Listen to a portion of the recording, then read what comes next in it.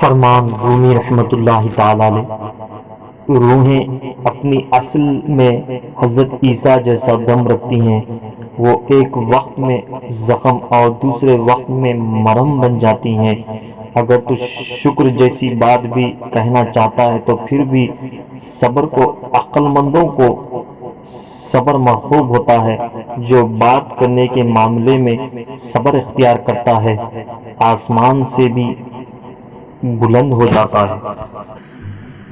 اس زندہ شخص کا عشق اختیار کر جو سدا رہنے والا ہے، اس کا عشق اختیار کر کے تمام نبیوں نے عزت پائی۔